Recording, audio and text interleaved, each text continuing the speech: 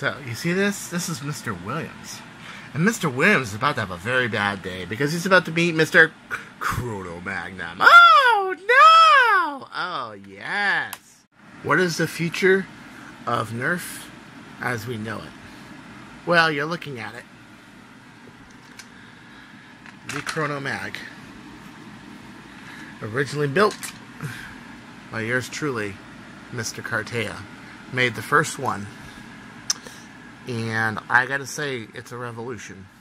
In so many ways, a revolution.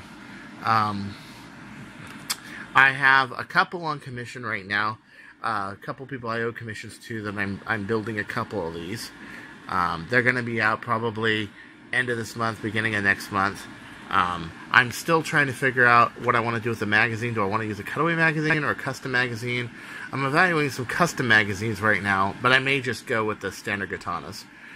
Simply because, as you can see right there. So you can see that this is as far forward as the magazine will allow it, right at this edge. You basically take one of these and you cut it up over here.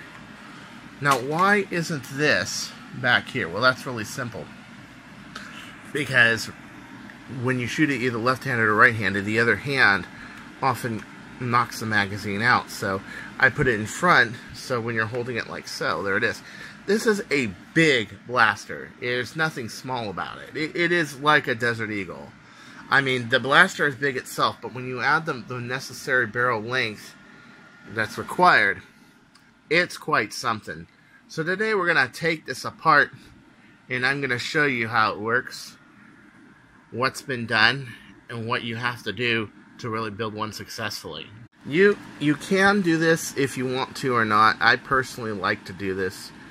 This is the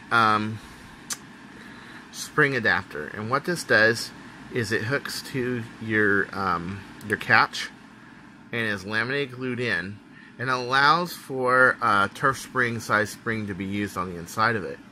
That is a turf 16 on the inside, and it's a larger coil. I can also go multiple coils. I can go double coils on this, up to about 7/8 inch diameter.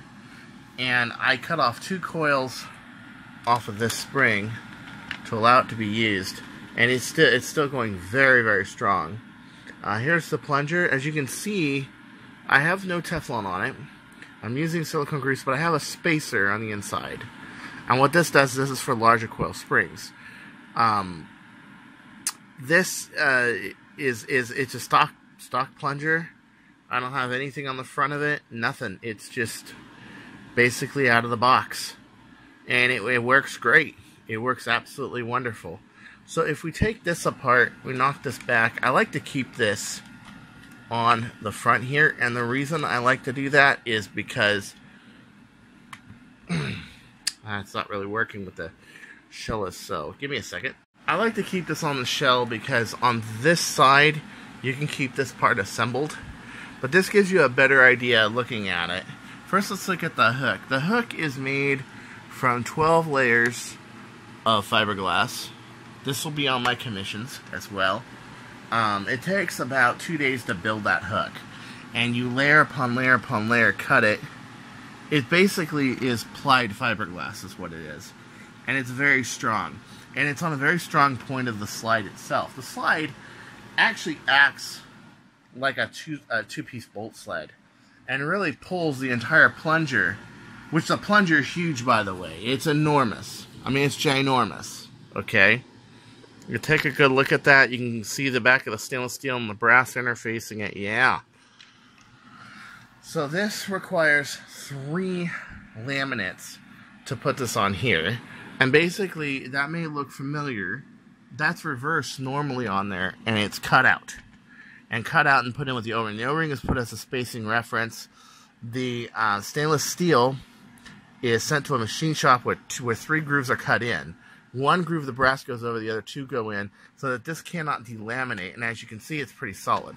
Epoxy won't hold it itself because epoxy will not bind to 3/16 stainless steel. You have to have some method of binding this on here, or it will come and shake loose. As you can see, you have the one cast that's inside this cup, the other one that's outside with these holes. Now these holes actually are taped up, and then the tape is removed after. And what that does is it fills. It makes it so it's kind of like liquid nails. There's no way that this epoxy is going to pop off of here either because of pressure or vibration. And then when this is done, the backside is filled, and then the backside is filled with a little bit of Go-To glue, but maintaining the space. And what this does, Go-To glue acts as an airtight socket. So even if you have a crack or anything works its way loose, the air won't bust through it. Also, it's now dual padded. It's padded in here, it's padded over here. Very stable. I could put a return spring here. I've been thinking about putting a return spring here for this, but I'm not sure yet. I kind of like it the way it is. Don't ask me why. So this is a really critical piece right here. The catch itself, you can use a 14K or an 18K Explorer and cut down a couple of springs, or you can just use a 14K spring, like a Zing spring or Artifact, 14 kilogram, that sort of thing. The next critical part is this front part. Okay.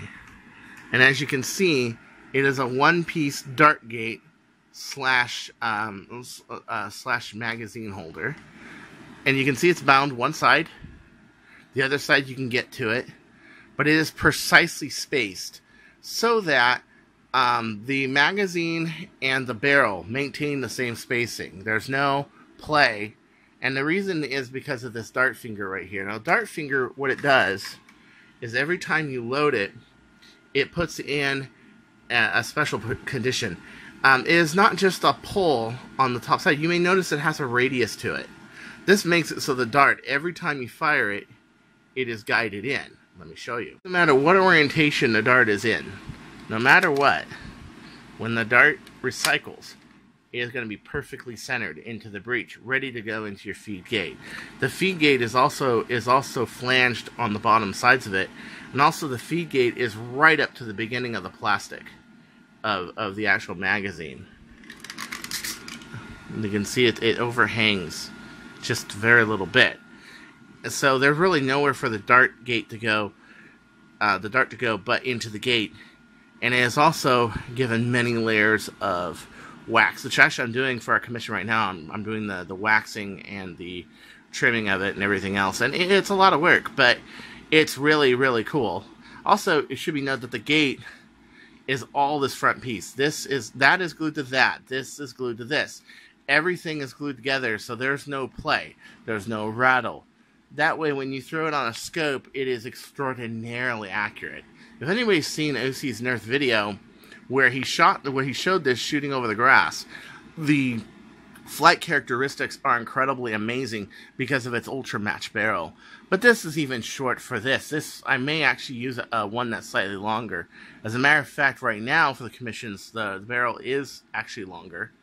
And so we're going to test it out, and then we'll put the anodized aluminum that is laminated into here with epoxy and Go-To glue on the outside. And you see a little pressure regulator in there. That's right, because this is a hollow tube to hollow tube. We may fill that later on. We may not. I'm not sure. Right now I'm playing with the hollowed out idea. I kind of like it. And it is ultra match, meaning it's a compound bore. Goes from 73 seconds down to 9/16. It makes an extremely accurate blaster.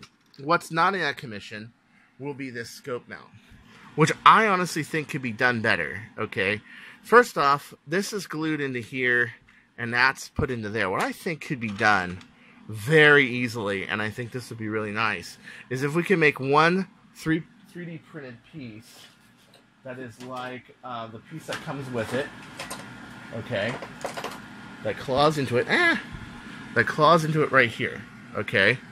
Then what happens is that piece joins with this piece and then makes it so that this piece is hooked all the way to the top there. So you can see how the door doesn't work, and it doesn't work. It wouldn't matter anyway because your pusher's back here anyway, and it's glued to this, and this makes it so this scope doesn't move around, and that's what keeps it stable. Another idea is just to 3D print this whole thing onto one of these, is to make this whole thing 3D printed. Everybody knows I don't really like 3D printed for structural parts. I frown on it. But for scope mounts and stuff, it's actually, or stocks, or shotgun grips, it's actually a really good idea to use that. For like internals and stuff, no, I don't like it. I don't like it at all. I think that's a Very bad place for 3D printing, but that is just my opinion. Don't murder me, okay? So, the very important thing here is to make sure this is centered still. Now, the fun thing about this, how do I get this centered? Well, it's real easy. You see, right here, you have your AR. So you take the whole AR out, and you're left with a hole. And then if you bore that out to 1/2 inch, and you use a 1/2 inch pusher, you can put it right into 17 to 30 seconds gate right here, okay? I may actually make this spring-loaded or stable, more solid. I think on the commissions, I'm going to make this more solid over here. But since I'm working on a couple commissions, and since I am working on this for Armageddon, and Armageddon's coming up, I thought I should show this to you guys. This is 4 layers of epoxy fiberglass. The first layer is, of course, crazy glued all the way up here, up here, up here, and then onto here. It's very stable. But the next one, I may actually fiberglass all the way to this front here to make it kind of an I-beam. It's already strong enough and stable as it is, but when you're talking about accuracy and you want to sniper people, you really want this barrel and this magazine to be as stable as possible. It's one of those critical things that can go. As for this spring, I really think that I might throw an 18.5 in there. I'm not sure, but right now I'm pulling 180, 190 foot ranges with this. I'm doing about 260, 280, and some 300 feet per second shots with this. Could it be improved? Yeah, I could. I could get 300 feet per second, just like a bird of prey, or I could get over 300 feet per second, just like Big Blue. Very easy. The thing is, though, that A, this is magazine, and B, this is a fraction of the size of a Zeus 2. And even though a Zeus 2, especially with the parts kit that has in it, which is not a stock alpha, it's alpha revision 3 that was built like one. One day I'll show a video on it, but for right now, I'm just focusing on the KronoMag for the most part. This baby, it boxes right with the long shot. It's par for par as powerful as a long shot with the same gauge spring. Even though you have less travel, it's also easier to prime because it's less travel. And it also has more air than even a Kenner crossbow. 72 cc's. It's incredible. So, you see this? This is Mr. Williams. And Mr. Williams is about to have a very bad day because he's about to meet Mr. KronoMag. Oh, no! Oh, yes. So, don't you go changing, or I'll find you!